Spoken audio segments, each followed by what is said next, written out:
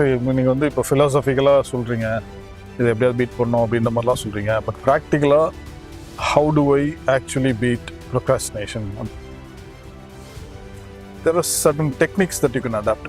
ஒரு டே வந்து நீங்கள் எல்லாம் பண்ணணும்னு நினச்சாலும் அந்த சாட்டர்டே சண்டே வரும்போது எப்படியாவது எப்படின்னா அவங்களை காலைல எந்திரிக்க விடாது. முதல்ல இன்னைக்கு சனிக்கிழமை should have a calendar, day calendar. அதாவது இருக்க மக்கள் வந்து அசோசியேட்.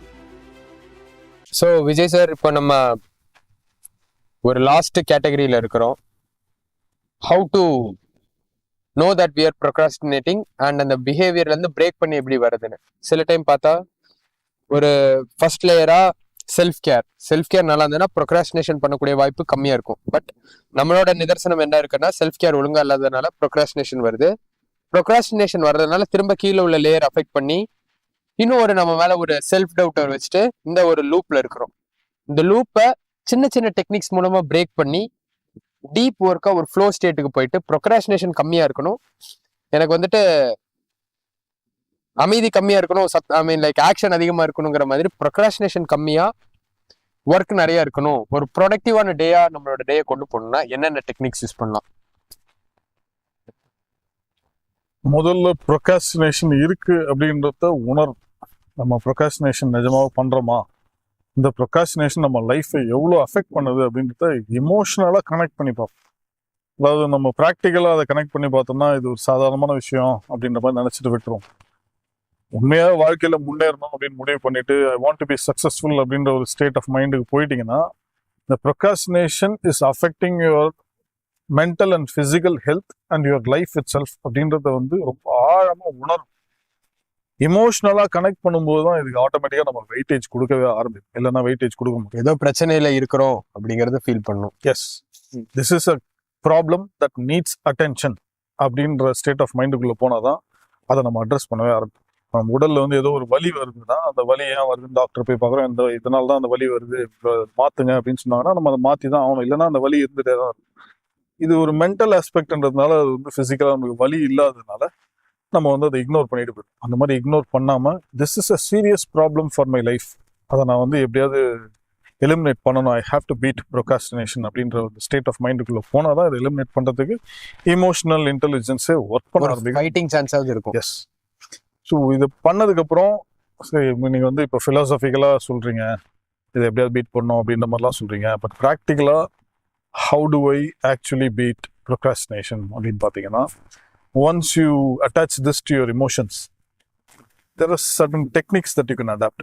ஒரு சில சின்ன விஷயங்கள்லாம் செஞ்சு இந்த ப்ரொக்ராஸ்டினேஷனை பீட் பண்ணலாம். ஃபர்ஸ்ட் செல்ஃப் அனலைசிங்கில் வந்து நீங்கள் இப்போ நம்ம முன்னாடி பேசின மாதிரி எப்படி ப்ரொக்ராஸ்டினேட் பண்ணோம், ப்ரொக்ராஸ்டினேட் பண்ண டைமில் என்ன பண்ணோம், ஏன் ப்ரொக்ராஸ்டினேட் பண்ணோம், இந்த மாதிரி விஷயங்கள்லாம் அனலைஸ் பண்ணி எடுத்துருவோம் இல்லையா. எடுத்ததுக்கப்புறம் make a list of things that you have to do. இந்த லிஸ்ட் வந்து ஸ்கெடியூல்டு லிஸ்ட் கிடையாது. இதில் வந்து ப்ரையாரிட்டி பேஸ்ட் லிஸ்ட். அது உங்களோட டே லைஃப்பில் வந்து நீங்கள் வந்து என்னென்ன ஆக்டிவிட்டிஸ் பண்ணணும் அப்படின்னு சொல்லிட்டு லிஸ்ட்டு போடுங்க. இந்த லிஸ்ட்டை வந்து திருப்பி ரீலிஸ்ட் பண்ணும். இந்த ரீலிஸ்ட் பண்ணும்போது எது முக்கியம் இல்லைன்றத பாருங்க. ப்ளஸ் டைம் மேனேஜ்மெண்ட்ல வந்து எதெல்லாம் வந்து நம்மளால அகாமடேட் பண்ண முடியும், எதெல்லாம் அகாமடேட் பண்ண முடியாது அப்படின்றது இந்த டைம் மேனேஜ்மெண்ட்ல புரிஞ்சுக்கணும். காலையில எந்திரிக்கணும் அப்படின்னீங்கன்னா a good day starts with a good night's sleep அப்படின்னு நான் சொல்லுவேன். நீங்க காலையில எந்திரிக்கணும்னா you cannot plan it for that morning, you have to plan it the previous day. முன்னாடி நாள் நீங்க எத்தனை மணிக்கு தூங்குறீங்களோ அதுதான் நீங்க காலையில எத்தனை மணிக்கு எந்திரிக்கணும்ன்றத முடிவு பண்ணுங்க. நீங்க எத்தனை மணிக்கு எந்திரிக்கணும்னோ அதுதான் வந்து உங்களோட நாளையே plan. So if you want to start your day good, start with a good night sleep the previous day. It's a very simple aspect. நல்லா தூங்கி எந்திரிச்சு தெளிவான மனநிலை எந்திரிச்சதுக்கு அப்புறம் காலையில என்ன வேலை இருக்கோ இல்லையோ, அது ஞாயிற்றுக்கிழமையா இருக்கலாம், சனிக்கிழமையா இருக்கலாம், எந்த கிழமையோ எந்த தேதியோ, காலையில குளிச்சு நம்மளோட காலை கடன் எல்லாம் முடிச்சுட்டு ஏதோ ஒரு முக்கியமான வேலை இருக்க மாதிரி ரெடி ஆகிருக்கணும். அந்த குறிப்பிட்ட டைம்ல நீங்க அன்னைக்கு நாள் வந்து சண்டேவா இருக்கலாம், நீங்க எதுவுமே பண்ண வேணாம்னு முடிவு பண்ணிடலாம். ஆனாலும் சும்மா உட்கார வேணாம். அந்த காலையில first 1 hour is very important if you want to beat procrastination. So இந்த நீங்க குளிச்சு நல்லா ரெடி ஆகும்போதே நம்ம மைண்ட் செட்ல ஏதோ கண்டிஷன் பண்ணிட்டு இருக்கோம், ஏதோ ஒரு விஷயத்துக்கு ரெடி ஆயிட்டு இருக்கணும் அப்படின்னு. நம்மளோட சப்கான்ஷியஸ் மைண்டை வந்து ப்ரிப்பேர் பண்ணிடும். இந்த ப்ரொக்ராஸ்டினேஷன் வந்து எப்போ வந்து ஊடுருவும் நம்மளோட லைஃப்ல எப்படி ஊடுருவுதுன்னு பாத்தீங்கன்னா, இந்த வீக் டேஸ்ல ஊடுருவாது, வீக்கெண்ட்ல தான் ஊடுருவும்.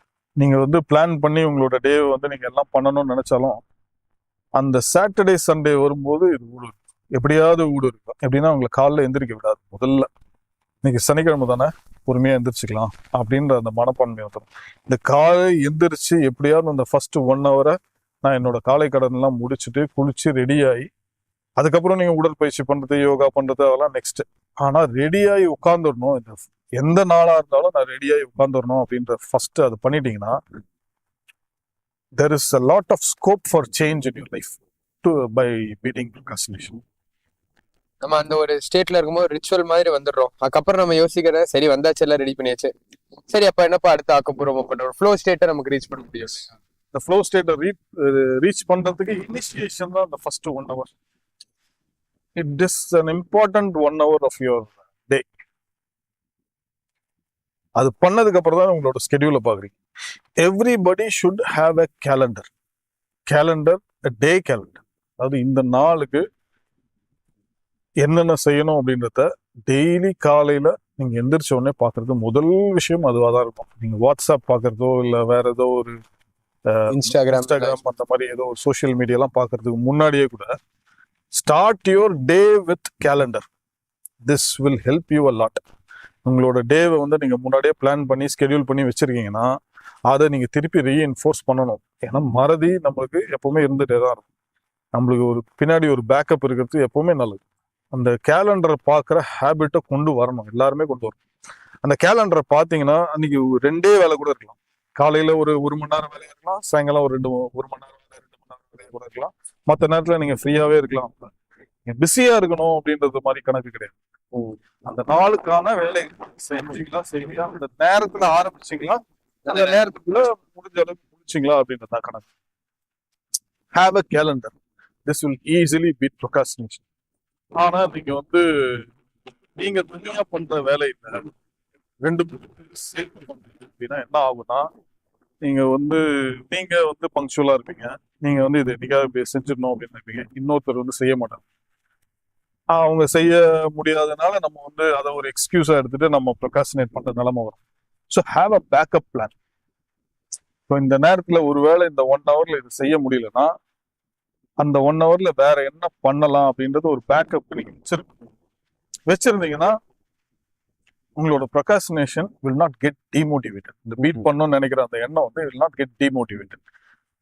நம்மள டிமோட்டிவேட் நிறைய பண்ணுவாங்க. பங்க்சுவலா இல்லாத காரணத்தினால, இல்ல வர முடியல, நல்லா வர விருப்பம் இல்லை, ஏதாவது ஒரு காரணத்தினால நம்மள கூட வேலை செய்யறவங்க வந்து இதுல வந்து சரியா கோஆப்ரேட் பண்ண முடியாம இருக்கலாம். அதெல்லாம் வந்து should not affect your schedule. So have a backup plan for this. And always look up to people who are already organized. Associate yourself with those people. Observe those people. அது இப்போ procrastinate பண்றாங்கன்றது ஒரு side, ஆப்போசிட்டா இருக்கவங்க வந்து ஆர்கனைஸ்டா இருக்கவங்க சொல்றாங்க. இந்த ஆர்கனைஸ்டா இருக்க மக்கள் வந்து அவங்களோட அசோசியேட் பண்ணி கொஞ்ச நாளைக்கு அவங்கள வந்து அப்சர்வ் பண்ண, அவங்களோட என்ன வேலைகள் செய்ய. அது வந்து மெத்த படிச்சவங்களா இருக்கணும்னு அவசியம் கிடையாது. சாதாரண வேலை செய்யறவங்களா கூட இருக்கலாம். இன்னைக்கு நான் போய் ஆடு வாங்கிட்டு வரணும், இல்லை இன்னைக்கு இந்த காடை வந்து சுத்தம் பண்ணணும் அப்படின்னு யாராவது நம்ம இருக்கிற வீட்டு பக்கத்துலயே யாராவது ஒரு இந்த வேலையை செய்யலாம். அவங்க கூட உங்களை அசோசியேட் பண்ணிடுவோம்.